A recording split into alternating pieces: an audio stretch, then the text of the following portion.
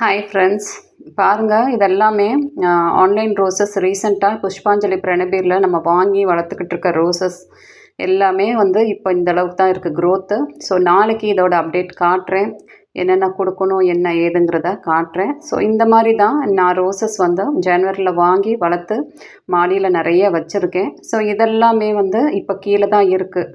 ஓரளவுக்கு நல்லா வளர்ந்ததுக்கப்புறம் தான் இந்த ரோசஸ் எல்லாம் மாடிக்கு கொண்டு போவோம். பாருங்கள் இப்போயே ஒரு மொட்டு இருக்குது. ஸோ கலர் வந்ததுக்கப்புறம் பிஞ்ச் பண்ணிக்கிடலாம்.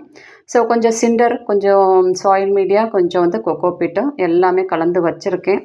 ஸோ இனிமேல் நிறைய டிஏ ரோசஸ் தான் வாங்கலான்னு பிளானு. ஸோ பிளான்ட் ரோஸ் வேர்ல்டில் ஆர்டர் பண்ணேன். ஜூலை 31 4 டிஏ ரோஸு இன்ன வரைக்கும் வரல. 16ஆம் தேதி டிஸ்பேட்ச் பண்ணேன்னு சொன்னாங்க. இன்னும் டிரான்சிட்டில் இருக்குது. ஸோ சென்னைக்கு வந்துருச்சுங்கிறாங்க, இன்னும் திருச்சிக்கு வரல. ஸோ ஆகஸ்ட் 5ஆம் தேதி நான் 3 செடியை ஆர்டர் பண்ணியிருந்தேன். அதுதான் வந்துச்சு 2 நாளைக்கு முன்னாடியே. ரொம்ப பெஸ்ட்டு கண்டிஷனில் வந்திருக்கு. ஸோ எனக்கு அவங்க மேலே நல்ல ஒரு அபிப்பிராயம் கிடையாது, plants rose world. So first time அவங்கக்கிட்ட ஆர்டர் பண்ணி எனக்கு சாட்டிஸ்ஃபேக்ஷன் இல்லைப்பா. செடி அந்தளவுக்கு நல்லா இல்லை.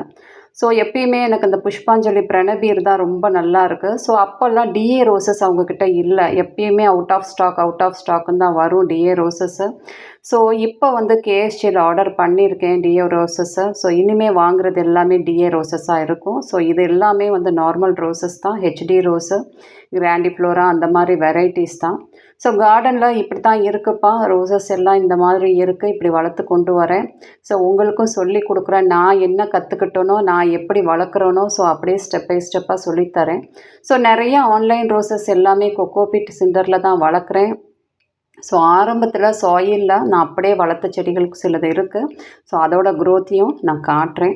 ஸோ நிறைய பேர் நிறைய மழை பெய்யுது, நாங்கள் ஷெட்யூல் எப்படி கொடுக்கணுன்னு எல்லாம் கேட்குறீங்க. ஸோ மழை பெய்யும் போது எதுவுமே கொடுக்க தேவையில்லை. மழை தண்ணியில் அவ்வளோ சத்து இருக்குது. நீங்கள் பயப்படவே வேண்டாம். நீங்கள் ஒரு வாரம் சாப்பாடு கொடுக்கலைனாலும் பரவாயில்ல, மழை தண்ணியில் எல்லா சாப்பாடும் இருக்குது. ஸோ நம்ம ஷெட்யூல் படி கொடுக்கணுன்னெல்லாம் அப்படி எதுவும் கிடையாதுப்பா. ஸோ நீங்கள் அப்போ ஸ்டாப் பண்ணிடலாம். மழை தண்ணியில் ட்ரைனேஜ் ஆகிற மாதிரி மட்டும் பார்த்துக்கோங்க. தொட்டியில் தண்ணி தேங்குச்சுன்னா தான் ஃபங்கஸ் வந்துடும். வேறு மழை தண்ணியில் அவ்வளோ சத்து இருக்குது. ஸோ நீங்கள் பயப்பட தேவையில்லை. நீங்கள் எதுவுமே கொடுக்க வேண்டாம், ஃப்ரீயாக விட்டுடலாம். ஸோ நம்ம கொக்கோபிட் சீரீஸில் இன்றைக்கி நம்ம என்ன கொடுக்க போகிறோன்னா வினிகர். ஸோ வினிகர் ஏன் கொடுக்கணுங்கிறத நிறைய வீடியோஸில் சொல்லியிருக்கேன், pH மெயின்டைன் பண்ணுறதுக்கு. ஸோ மெயினாக கொக்கோபிட்டும் நம்ம சிண்டர் மீடியாவுக்கு வீக்லி ஒன்ஸ் வினிகர் கொடுக்கணும்னு சொல்லியிருக்கேன் 3 மந்த்ஸ்க்கு அப்புறம். ஸோ 2.5 ml 1 லிட்டர் வாட்டரில், ஸோ நான் இன்றைக்கி 20 லிட்டர் தண்ணியில் 50 ml கலந்து எல்லா செடிகளுக்கும் கொடுக்க போகிறேன்.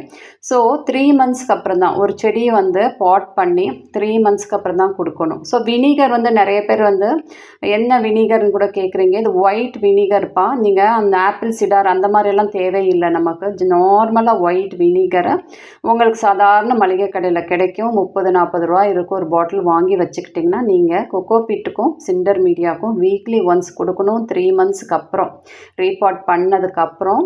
ஏன் கொடுக்கணுன்னா, நம்ம நிறைய என்பிகே யூஸ் பண்ணும்போது pH டவுன் ஆகிடும் உங்களுக்கு. ஸோ இந்த pHஐ மெயின்டைன் பண்ணணும்னா கண்டிப்பாக நம்ம வினிகர் கொடுக்கணும். கொடுத்தா தான் நீங்கள் என்ன சாப்பாடு கொடுக்குறீங்களோ அந்த செடி எடுத்துக்கிறோம். ஸோ இல்லைனா நீங்கள் என்ன சாப்பாடு கொடுத்தாலும் அந்த மண்ணில் அப்படியே தான் இருக்கும். ஸோ பாருங்கள், அந்த ஸ்கேல் செடி கூட ட்ரீட்மெண்ட்டுக்கு அப்புறம் நல்லா ஆயிடுச்சு. அந்த செடிக்கும் நான் கொடுக்குறேன். ஸோ இது நல்லா மொட்டு கூட விட ஆரம்பிச்சிருச்சு. ஒருவேளை நம்ம அதை கட் பண்ணாமல் இருந்தோம்னா அது நிறைய பரவி இருக்கும். ஒரு தடவை மலாத்தியன் ஸ்ப்ரே பண்ணிவிட்டு அந்த அளவுக்கே ஓரளவுக்கு குறைஞ்சிருச்சு. ஸோ இது ஒரு டபுள் டிலைட்டு. இந்த செடிக்கு இன்றைக்கி நான் கொடுத்துட்றேன். ஸோ கார்டனில் இருக்க எல்லா செடிகளுக்கும் நான் கொடுத்துட்றேன். சாயில் மீடியாவுக்கு நீங்கள் கேட்கலாம், நாங்கள் என்ன செய்யட்டும் அப்படின்னு. சாயில் மீடியாக்கெல்லாம் நீங்கள் ஆர்கானிக்காக கொடுத்து வளர்க்குறவங்க மந்த்லி ஒன்ஸ் கொடுக்கலாம். படிகாரம் இருந்துச்சுன்னா, போன வீடியோலேயே சொல்லியிருப்பேன், மண்ணுக்குள்ளே புதைச்சி வச்சுட்டிங்கன்னா தண்ணி ஊற்றும் போது ஆட்டோமேட்டிக்காக அது செட் ஆகிடும். அப்படி இல்லைன்னா மந்த்லி ஒன்ஸ் கொடுத்தா போதும். காரணம் ஏன் அப்படின்னா, உங்களுக்கு ஆர்கானிக் மேட்டர்லேயே உங்களுக்கு pH மெயின்டைன் ஆகும். பாருங்கள் இந்த செடி எவ்வளோ கனமாக இருக்குது. குச்சி மாதிரி இருந்த செடி தான். ஸோ ஒரு செடி நல்லா சாப்பிட்டுச்சு, சாப்பாடை எடுத்துக்கிச்சுன்னா தான் இந்த மாதிரி பெருசாகும். எல்லாமே அதோட ஆக்டிவிட்டீஸ் நடக்கும். நீங்கள் சாப்பாடே அதை சாப்பிடலைன்னா நீங்கள் என்ன சாப்பாடு நீங்கள் கொடுத்தாலும் அது மண்ணில் அப்படியே தேங்கி நின்றும். ஸோ pH ரொம்ப இம்பார்ட்டண்ட். pHஐ பற்றி நிறைய வீடியோஸ் சொல்லியிருக்கேன். ஏன் pH அப் அண்ட் டவுன் ஆகக்கூடாது, கரெக்டாக மெயின்டைன் பண்ணணும். ரோசஸ்க்கு 6.5 இருக்கணும் pH. பாருங்கள், இதெல்லாம் சிண்டர் மீடியாவில் வளர்கிற ரோசஸ்ஸு. இது 9 மந்த்ஸ் ஆகுது. இது ஜான்வரியில் வாங்கின செடி. ஒரு 10 செடி டெஸ்ட் பண்ணுறதுக்காக நான் வந்து சிண்டரில் வச்சேன். மிச்சமெல்லாம் கொக்கோபீட்டில் வச்சேன். இப்போ எனக்கு வந்து இந்த செடியெல்லாம் நல்லா வளர்கிறத பார்த்துட்டு தான் நான் சிண்டரை உங்களுக்கெல்லாம் சஜஸ்ட் பண்ணுறேன். ஸோ எனக்கு ஃபஸ்ட்டு அனுபவம் நல்லா தான் இருந்தது.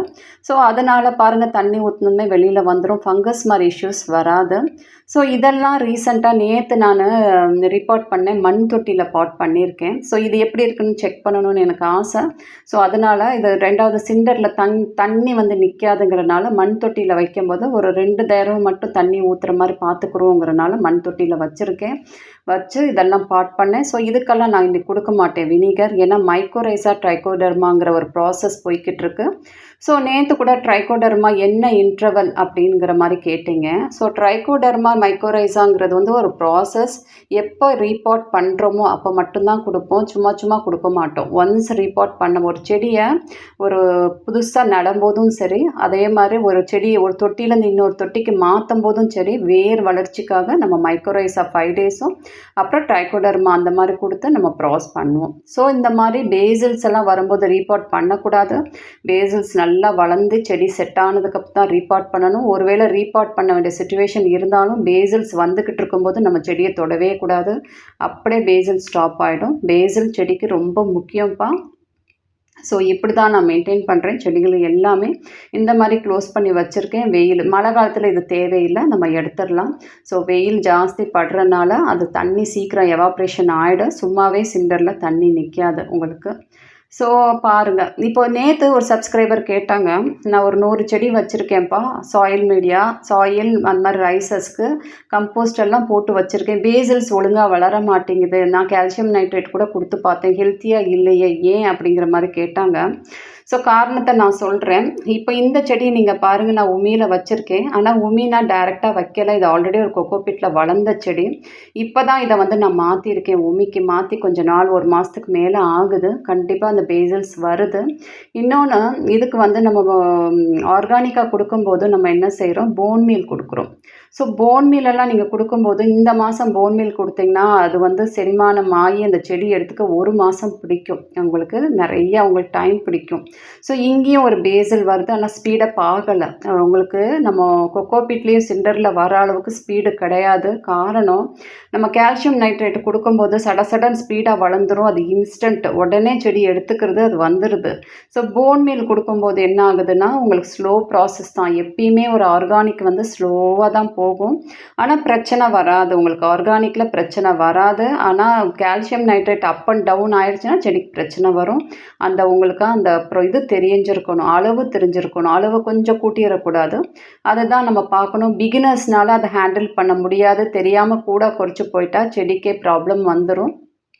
ஸோ இது ஒரு சாயில் மீடியாவில் இந்த ஒரு செடி இருக்குது. ரொம்ப நாளாக இது கிட்டத்தட்ட 2 வருஷமாக இந்த செடி இருக்குது என்கிட்ட.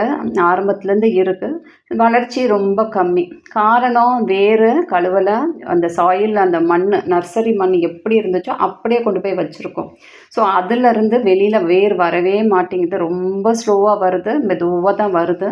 ஸோ அவங்க ஏதாவது பசகிச போட்டு தான் அந்த மண்ணை வச்சுருக்காங்களான்னு தெரியாது. அந்த வேர் வெளியில் வரவே வராது. ஸோ பிகினர்ஸ்னால் வேரை கழுவி வைக்கும்போது டைபேக் இஷ்யூஸ் எல்லாம் வந்துடும் ஸ்டார்டிங்கில் வளர்க்குறவங்க. ஸோ ஒரு வழியே இல்லை, நீங்கள்லாம் அப்படியே வச்சு தான் வளர்க்க முடியும்.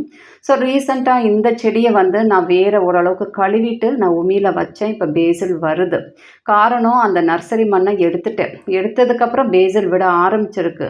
நர்சரி மண்ணோடு நீங்கள் வச்சிங்கன்னா அது ரொம்ப டைம் பேசிலே வராது உங்களுக்கு. ஃபர்ஸ்ட் ஆஃப் ஆல் பேசில் வர்றதுக்கு சான்சஸே கிடையாது. ஏன்னா வேரே வெளியில் வந்தால் தான் உங்களுக்கு அந்த சாப்பாடு அது எடுத்துக்கும், பேசில்ஸ் வளரும். செடி அப்படியே இருக்கும் உங்களுக்கு. ஏதோ 2, 3 பூ பூக்கும், என்ன உங்களுக்கு பேருக்கு கார்டனில் இருக்கும். ஸோ அதுதான் டிஃப்ரென்ஸ்ப்பா. உங்களுக்கு வந்து அந்த மண்ணை எடுத்துட்டிங்கன்னா தான் உங்களுக்கு ஈஸியாக க்ரோத் இருக்கும், வேர் பரவி வளரும் உங்களுக்கு. அதே மாதிரி நம்ம மண் கலவை ரொம்ப ஈஸியாக ஏரியாக இருக்கணும், வேர் போகிற அளவுக்கு இருக்கணும். ரொம்ப டைட்டாக போட்டு அடைச்சி வச்சிங்கன்னா இந்த வேர் போகவே போகாது. பிசுக்கு பிசுக்குன்னு மண் இருந்துச்சுன்னா கண்டிப்பாக வேர் போகாது. அந்த தண்ணியில் ஊறி ஊறி ஃபங்கஸ் மாதிரி இஷ்யூஸ் தான் நிறையா வரும். ஸோ இதை தான் நம்ம பார்த்துக்கணும். ரோசஸ் வளர்க்கும் போது மெயினாக வந்து அந்த நர்சரி மண்ணை ஓரளவுக்காவது எடுத்துடணும். ஸோ பிகினர்ஸ் பயப்படுவீங்க எடுக்கும்போது, அது ப்ராப்ளம் வந்துருமோ என்னமோன்னு. ஸோ இந்த வினிகர் எல்லாம் கொடுக்கும்போது செடி இந்த அளவுக்கு க்ரோத் இருக்கும். ஸோ இந்த செடியும் நர்சரி மண்ணில் இருந்துச்சு. நம்ம மண்ணை கழுவி இதை மார்ச் மாதம் உங்களுக்கு காட்டியிருப்பேன். இந்த வீடியோ கூட இருக்குது. 2 செடி வந்து ஃபுல்லாக வேரை கழுவிட்டேன். என் சேனலில் அது இருக்குது, ப்ளேலிஸ்ட்டில் கூட ஆட் பண்ணுறேன். ஃபுல்லாகவே வேரை எடுத்துட்டோம். ஃபுல்லாக அந்த மண்ணை எடுத்து தண்ணியில் ஊற வச்சு கம்ப்ளீட்டாக எடுத்துட்டு மண்ணும் உமியும் கலந்து இதை வச்சேன். ஸோ இதோட க்ரோத் எவ்வளோ ஸ்பீடாக இருக்குதுன்னு பாருங்கள். ஸோ காரணம் அதுதான், நம்ம கொடுக்குற சாப்பாடு அதை எடுத்துக்கணும். ஸோ பிஹெச்சை கரெக்டாக மெயின்டைன் பண்ணணும். அதே மாதிரி இந்த வேர் போகிற அளவுக்கு மண்கலவை கரெக்டாக இருக்கணும். ஸோ அதே மாதிரி ப்ராசஸ் ஸ்டெப் பை ஸ்டெப்பாக கொடுத்திங்கன்னா இந்த மாதிரி வரும். ஸோ நேற்று கூட ஒரு சப்ஸ்கிரைபர் சொன்னாங்க, நீங்கள் ரொம்ப காஸ்ட்லியாக எல்லாமே கொடுக்குறனால தான் உங்களுக்கு செடி இந்த அளவுக்கு வருது, சீப்பாக கொடுத்தா வீட்டில் இருக்க பொருள் கொடுத்தா இந்த அளவுக்கு வராது போல் இருக்குங்கிற மாதிரி சொன்னாங்க. அப்படியெல்லாம் கிடையாதுப்பா. வீட்டில் இருக்க பொருளும் கொடுக்கலாம், ஆனால் நீங்கள் மக்க வச்சு கொடுத்தீங்கன்னா கண்டிப்பாக ஒர்க் அவுட் ஆகும். கொஞ்சம் ஸ்லோவாக வரும், இல்லைங்கல்ல, ஓரளவுக்கு. இதெல்லாம் கொடுக்கும்போது ஈஸியாக பிக்கப் ஆகிடும். செடிக்கு ஏற்ற மாதிரி அவங்க ரெடி பண்ணி வச்சுருக்காங்க, இன்ஸ்டண்ட்டு. ஸோ நம்ம வீட்டில் இருக்கிற பொருளெல்லாம் நீங்கள் முட்டை ஓடு இதெல்லாம்னா அது ப்ராசஸ் கொஞ்சம் லேட் ஆகும். அது ரொம்ப டைம் பிடிக்கும் செடிக்கு அது எடுத்துக்கிறதுக்கு. ஆனாலும் ஒர்க் அவுட் ஆகும். உங்களுக்கு ஒர்க் அவுட் ஆகாதுன்னு சொல்லலை, கண்டிப்பாக ஒர்க் அவுட் ஆகும். அது ஸ்லோ ப்ராசஸ். ஆர்கானிக்குங்கிறது ஸ்லோ ப்ராசஸ்ஸு. ஸோ இங்கே ஒரு பேசல் பாருங்கள், நான் இதை ஆல்ரெடி காட்டியிருப்பேன் உங்ககிட்ட. லேசாக அந்த இதை இடிச்சுக்கிட்டே வந்துக்கிட்டே இருந்துச்சு. ஸோ நாங்கள் இந்த மாதிரி செட்டப் பண்ணி பார்க்குறோம். அந்த பேசலை எப்படியாச்சும் காப்பாற்றணுங்கிறதுக்காக அந்த குச்சி அங்கிட்டு நகர்த்திட்டு இங்கே ஒரு குச்சி வச்சுருக்கோம். ஸோ இப்போ இது ஒரு கிராஸாக வளர்ந்து போகுது. ஒருவேளை நாங்கள் இதை செய்யலைன்னா அந்த பேசல் வளரவே வளராது, அப்படியே அதோட ஸ்டாப் ஆகிடும். ஸோ ஒரு அந்த மாதிரியான இடத்துல இந்த பேசல் வளர்ந்துக்கிட்டு இருக்கு. ஸோ இதெல்லாம் கார்டனில் ஒன்றா நம்ம பார்க்கணும்ப்பா. இதெல்லாம் இப்போ எக்ஸ்பீரியன்ஸ் போக போக அந்த எக்ஸ்பீரியன்ஸில் எல்லாமே வளர்ந்துடும். ஸோ நிறைய பேர் பேசுகிறது வந்து சவுண்டு கிளியராக இல்லைன்னு சொல்கிறீங்க. ஸோ நான் இன்றைக்கி வந்து என்னோடய மைக் இல்லாமல் அப்படியே பேசுகிறேன். எப்படி இருக்குன்னு சொல்லுங்கள். இது கரெக்டாக இல்லைன்னா மைக்கை தான் நான் மாற்றணும். நிறைய பேர் நல்லா இருக்குங்கிறீங்க, சில பேருக்கு வந்து வாய்ஸ் ரொம்ப லோவாக இருக்குன்னு சொல்கிறீங்க. ஸோ எப்பயுமே நான் மைக்கு வச்சு தான் பேசுகிறேன். இன்றைக்கி மைக்கை எடுத்துட்டேன், சும்மா அப்படியே தான் பேசுகிறேன். நான் என்னோடய செல்லில் அப்படியே தான் பேசுகிறேன். எப்படி இருக்குது வாய்ஸ்ன்னு சொல்லுங்கள். கரெக்டாக இல்லைன்னா நாளைக்கு மைக் வாங்கி வேறு மைக் வாங்கி பேசலாம். ஸோ பாருங்கள், இந்த ரோஸ் வந்து ஒரு ஃப்ராக்ரண்ட் ப்ளம்மு. அப்புறம் இந்த ஒரு செடி பாருங்கள், இந்த குச்சி உடஞ்சிருச்சு. இந்த மாதம் 7ஆம் தேதி இந்த குச்சி வந்து இந்த செடி இங்கிட்ட அங்கிட்டு நகர்த்தும் போது கம்ப்ளீட்டாக உடஞ்சிருச்சு. ஸோ இந்த இடத்துல நாங்கள் ஒரு கட்டு போட்டு வச்சுருக்கோம். ஸோ கட்டு போட்டதுக்கப்புறம் இதோட க்ரோத் எப்படி இருக்குது எல்லாமே ஒரு வீடியோவில் நான் கம்ப்ளீட்டாக சொல்கிறேன், எப்படி கட்டு போட்டோம். ஸோ ஒரு குச்சி இந்த மாதிரி உடஞ்சிருச்சுன்னா நீங்கள் அப்படியே எடுத்து போடக்கூடாது. அந்த குச்சியை நீங்கள் கட்டி வச்சிங்கன்னா கண்டிப்பாக அந்த செடி தழுக்கும். ஸோ இதெல்லாமே ஒரு ப்ராசஸ். ஸோ தண்ணியெல்லாம் கார்டனில் ஊற்றுனதுக்கப்புறம் இந்த மாதிரி கம்ப்ளீட்டாக நம்ம தண்ணியை க்ளீன் பண்ணிடணும்ப்பா. கார்டனில் அப்படியே நீங்கள் தண்ணியை தேங்க விட்டிங்கன்னா அதுவே வந்து குப்பையாயிரும். நிறைய வந்து பூச்சி நிறையா வரும். கார்டனை நீட்டாக வச்சுக்கணும். தண்ணியும் மாடியில் தேங்குச்சுன்னா உங்களுக்கு அதோட மாடிக்கு பிரச்சனை ஆகிடும். ஸோ நான் இந்த மாதிரி தான் வேலையெல்லாம் முடிச்சுட்டு நீட்டாக எல்லாத்தையும் கூட்டி தள்ளிடுவேன். இந்த தண்ணி கீழே இருக்க செடிகளுக்கு போயிடும். Thank you friends.